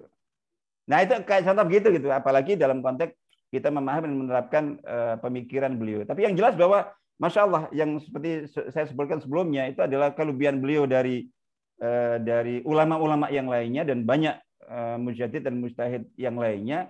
Itu memang betul-betul beliau sudah memberikan jadi modal, bekal, kaidah-kaidah, panduan-panduan untuk menjawab persoalan, tentu dengan dikembangkan, disesuaikan gitu. Tapi dasarnya itu ada dalam hampir seluruh pemikiran beliau. Karena seperti yang saya sebutkan bahwa beliau hadir, beliau terlibat itu dalam hampir semua problematika umat di seluruh Indonesia, di seluruh dunia. Jadi ada, kita tanya tentang apa itu secara umum ada, paling tidak acuan dalam konteks panduan umum dan global setidaknya. Jadi kalau yang lainnya kan, ini beliau hanya khusus ini, tapi beliau memberikan ithar, memberikan bingkai. Jadi di samping koreksi dan evaluasi untuk gerakan-gerakan dakwah sebelumnya, itu untuk saat ini itu juga beliau dalam kitab-kitab beliau, dalam kontribusi beliau itu memberikan wadah, jadi jawaban dan solusi untuk berbagai problem yang ada. Barakallahu fikum. Insya Allah itu. Ya, luar biasa. Yang perlu digarisbawahi dan apa yang disampaikan oleh beliau adalah mentalitas kita ini. Kontekstualisasi juga, kontekstualisasi. Ya. Menyesuaikan dengan konteks bangsa dan negara. Iya, salah. Jangan tadi nyebutkan tuh. Jadi di antara karakteristik manhaj dan pola pikir beliau atau sisi tajdid beliau itu, di samping tadi artinya bahwa muhasabah, evaluasi itu adalah kontekstualisasi. Jadi dan proporsional, betul atau enggak? Jadi proporsionalisasi. Iya, Jadi itu artinya bahwa evaluasi, kontekstualisasi dan proporsionalisasi. Itu kalau mau kita rangkum itu di situ ininya. Jadi muhasabah, terus kemudian yaitu bagaimana kita memahami, mempraktekkan. Jadi dalam bidang fikih, pergerakan itu perhatikan konteks. Terus proporsionalitas, usul furu gitu. Artinya itu sangat menonjol dari beliau. Oke. Ya. Saya ya, Mas Rahman. Ya, alhamdulillah. Tadi udah banyak sekali masukan dari di sini juga saya lihat banyak ustadz-ustadz ya, ada Ustadz Komirudin, ada Ustadz Khairul Hadi, ada Ustadz Anang, tadi Ustadz Miswan, jazakumullah khairan katsira. Ini ya semuanya adalah anggota-anggota pergerakan Islam ya. Jadi ini diskusi yang justru untuk pertama-tama dari kita dulu perubahan mindset, perubahan paradigma menjadi orang-orang yang lebih open minded. Satu saat saya pernah ya berbincang-bincang juga dengan suami bertanya ke Ustadz Hilmi Aminuddin yarhamullah almarhum. Kenapa ya Ustadz Syekh Yusuf Qaradawi keluar dari Ikhwanul Muslimin, organisasi Islam yang terbesar saat itu ya? Jawaban beliau, kapasitas Syekh Yusuf Qaradawi melampaui kapasitas organisasinya. Nah, itu satu hal yang saya ingat garis bawahi. Jadi untuk waktu itu, untuk zamannya, ya kapasitas beliau melampaui kapasitas organisasinya. Lalu ya kami mengambil hikmahnya, blessingnya. Oh berarti dia memang untuk seluruh umat, untuk semua elemen ya umat, untuk semua organisasi Islam, bukan hanya milik satu organisasi. Itu sekilas yang saya ini kan. Ya pertama-tama nih yang saya mau lihat tadi pertanyaan Mas Yusuf Maulana ya, sebenarnya sering diskusi sama dia.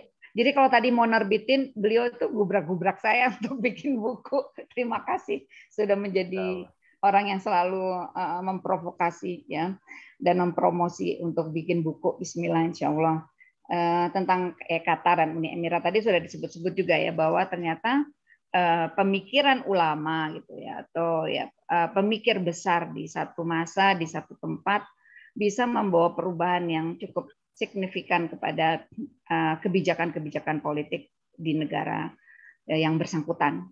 Di negara yang bersangkutannya. Beliau kita tahu lahir di Mesir tapi jadinya tidak memperoleh tempat di Mesir dan justru di Qatar dan wafat di Qatar.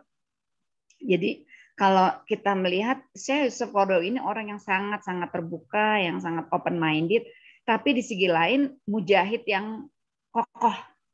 Ya, ini yang kita lihat keterpaduannya gitu. Jadi bukannya kemudian pemikirannya yang memang sangat terbuka, sangat bebas lalu seolah-olah tercerabut gitu dari perjuangan umat Islam. Ya, perjuangan umat Islam yang pertama tentunya adalah Qadiyatul Ummah. Ini adalah Qadiyatul Filistin kan terkait dengan kebebasan Palestina.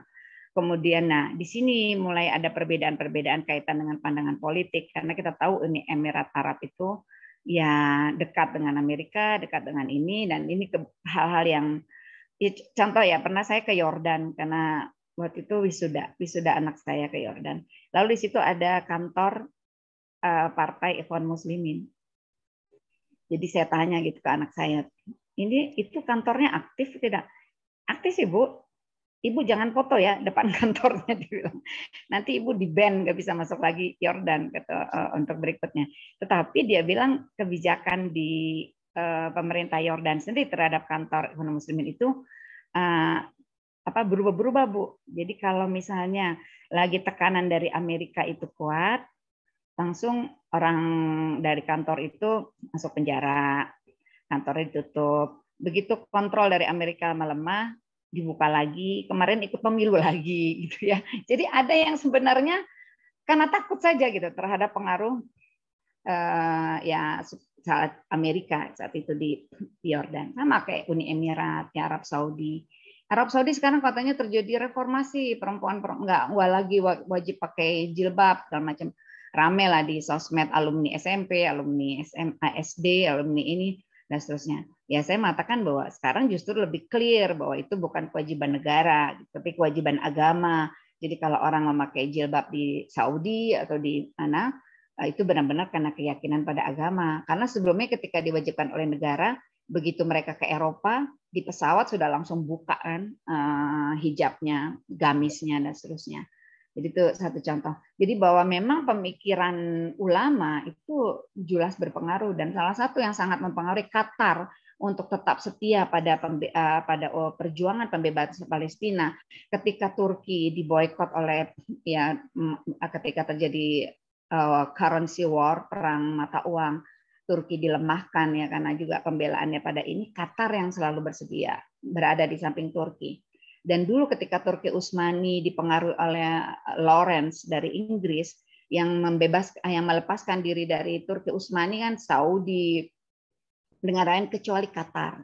Ketika Turki mengalami problem yang cukup berat dengan Rusia melanggar daerah terbang di atas wilayah udara Turki, lalu terjadi ya pemboikotan. Turki nggak bisa lagi impor ya BBM bahan bakar minyak ya dari energi lah dari Rusia, Qatar yang segera menyuplai. Jadi terjadi memang pertemanan yang kuat gitu antara Qatar dengan Turki dan itu pasti tidak lepas dari peran ulama yang sangat disegani di Qatar. Karena walaupun dia kesannya dari segi sangat open mind, dia terbuka terhadap perempuan, tetapi hamasahnya, perjuangannya dia tetap seorang mujahid sejati, Syekh Yusuf Qaradawi itu. Begitu Mas Yusuf ya. Jadi perbedaan itu mempengaruhi pasti pemikir besar itu juga mempengaruhi suasana kebijakan politik di negara tersebut. Berikutnya ini ada pertanyaan di chat ya, saya ingin menjawab juga. Ya, tapi nggak ada namanya, cuma tanda tanya ini. Pokoknya Mbak yang nanya ya, gimana ya Bu memahamkan di masyarakat yang masih ya di pedesaan atau terpencil bahwa perbedaan di kalangan ulama itu adalah hal yang biasa. Nah ini kadang-kadang saya ingat kok tahun 80-an itu orang NU akan menganggap oh di sini semua Islam kecuali itu sedikit tuh gitu. Ternyata yang kecuali yang sedikit itu bukan Islam tuh orang Muhammadiyah gitu ya di daerah Jawa Timur gitu kan. Orang tua saya, ibu saya kan dari Jawa Timur.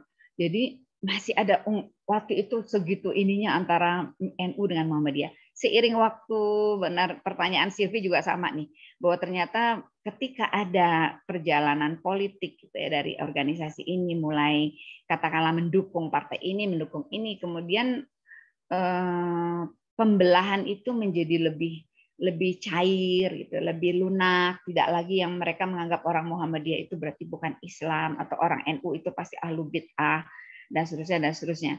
Jadi seiring perjalanan, karena apa? Kalau kita lihat ulama-ulamanya aja antara Imam Mazhab Syafi'i dengan yang lain itu sangat terbuka pada perbedaan pandangan, bahkan menyesuaikan ketika berada satu negara yang mazhabnya berbeda seperti itu. Tapi yang di bawah itu kan bisa gontok-gontokan ketika beda mazhab.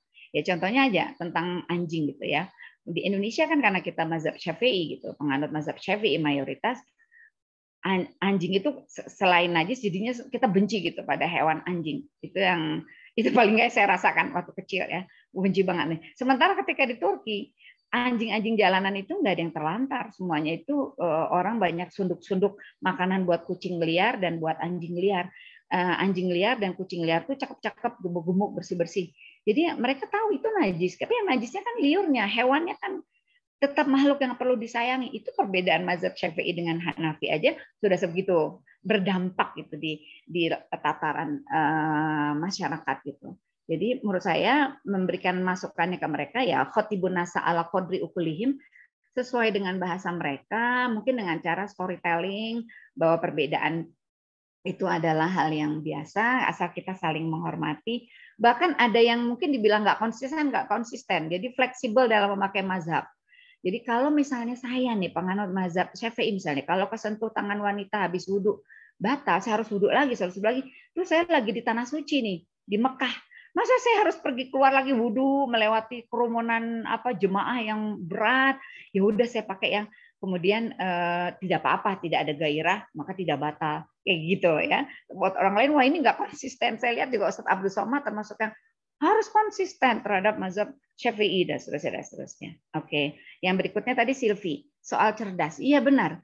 Kalau semua organisasi Islam yang sudah bertransformasi menjadi partai politik ya, baik mengusung nama Islam atau partai nasionalis, sebenarnya cuma partai agama atau partai sekuler gitu kan. Kalau dalam klasifikasi ilmu politik, tapi di Indonesia partai nasionalis, padahal partai agama juga partai nasionalis.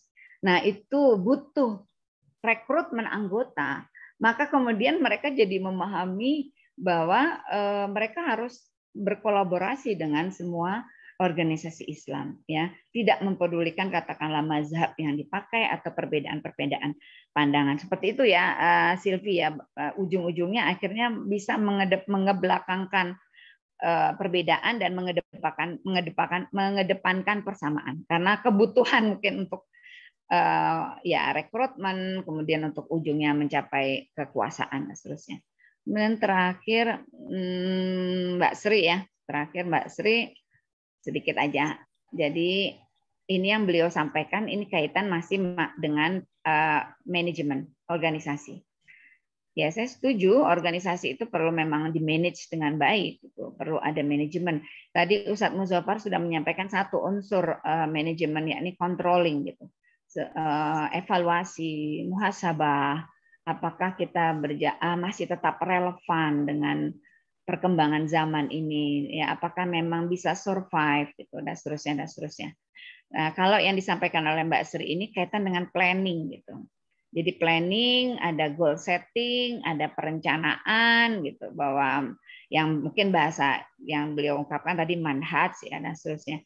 Jangan sampai trial and error gitu, berjalan error nih, terus kemudian ganti arah dan seterusnya. Jadi perlu ada perencanaan yang rapi. Saya pikir itu satu hal yang masukan yang baik ya, insya Allah. Kemudian soal bicara hak dan kewajiban. Saya pikir gini, tergantung persepsi kita ya. Kalau persepsi kita adalah pengabdian, maka kita akan bicara lebih memang kewajiban kita. Hak akan datang sendirinya. Tapi kalau bicara tentang berimbangnya antara hak dan kewajiban, itu kita bicara berarti masalah hukum gitu ya. Bahwa ada hak, ada kewajiban dan seterusnya. Ya, saya pikir itu satu hal yang ya kita tinggal melihatnya aja ya, dengan sudut pandang mana. Kalau pengabdian, orang akan cenderung saya kewajiban saya seperti ini, maka kemudian dia akan mendapatkan haknya gitu sesuai dengan kewajiban yang sudah dia tunaikan.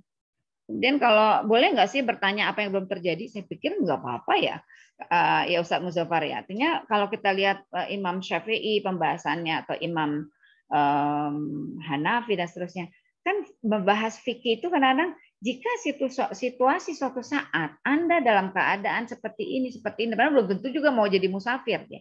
Tapi sudah just in case gitu, dalam situasi seperti ini Anda akan tayamum seperti ini gitu. Artinya itu tentang apa ya, preparation gitu, persiapan untuk satu saat terjadi situasi kondisi tertentu kita bisa mengantisipasinya dengan baik. Ya itu aja, terima kasih atas pertanyaan-pertanyaannya. Ini satu diskusi yang hidup ya, alhamdulillah. Mudah-mudahan tetap membuat otak kita ini tetap mau berpikir. Ya. Ya, terima kasih Bu Sita. Ya. Gimana Bapak dan Ibu? Ini udah jam 7 ya? Jam 7 lewat. Jam 7 lewat nih. Ya, udah closing statement aja. Nggak terasa. 8 di sini, Ustaz. Oh, Masya Allah. Bapak dan Ibu sekalian, kita sudah berada di penghujung acara. Ya. Saya minta kepada Dr. Abdurrahim untuk menyampaikan closing statement-nya. Silakan. Ya, jazakallah khairan Ustaz Rahman. Syekh Yusuf Al-Qardawi adalah sosok yang unik, sosok yang luar biasa. Beliau mampu meramu dari berbagai macam, dan beliau adalah perpaduan dari berbagai macam tokoh. Ini salah satu keunikan, dan semua individu sebenarnya adalah memiliki keunikan karena setiap orang itu akan memiliki referensi, pengalaman hidup, dan seterusnya. Maka ketika kita melihat Syekh Yusuf Al-Qardawi dengan analisanya dan seterusnya, maka perlu kita melihat melepaskan beliau dari